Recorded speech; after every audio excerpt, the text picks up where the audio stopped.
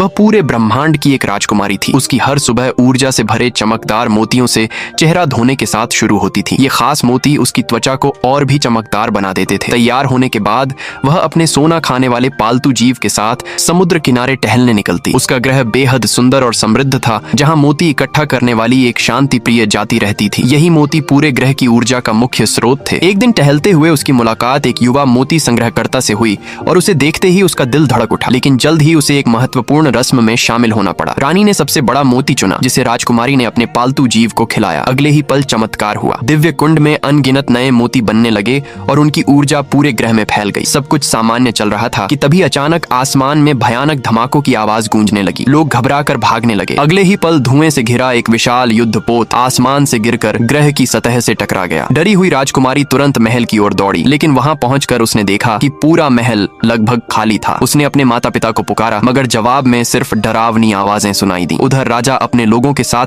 दुर्घटना स्थल की जांच कर रहा था। तभी आसमान से एक और उससे भी बड़ा युद्धपोत ग्रह की तरफ गिरने लगा। हालात बिगड़ते देख राजा ने सभी लोगों को एक अंतरिक्ष यान में चढ़ा दिया। जैसे ही आखिरी लोग अंदर पहुंचे, यान का दरवाजा बंद हो गया, लेकिन उसी समय उसका हैंडल टूटकर अलग हो गया। ठीक तभी दौड़ती हुई राजकुमारी वहां पहुंची, मगर अब बहुत देर हो चुकी थी। वह बाहर फंस गई थी। रोते हुए उसने अपने पिता से दरवाजा खोलने की विनती की, लेकिन वे कुछ नहीं कर सकते थे। उसकी माँ भी बेबस होकर अपनी बेटी को देखती रही। आखिरकार राजकुमारी समझ गई कि अब उसके पास कोई रास्ता नहीं बचा है। जब विनाशकारी टक्कर तेजी से करीब आने लगी, तब उसने अपने लोगों को आखिरी बार अलविदा कहा। मौत से ठीक पहले उसने अपनी आत्मा को शरीर से मुक्त कर दिया। उसकी आत्मा पूरे ब्रह्मांड में भटकती हुई बहुत दूर निकल गई और आखिरकार एक सुंदर युवा लड़के के शरीर में प्रवेश कर गई। यहीं से उसकी नई और रहस्यमयी यात्रा शुरू हुई।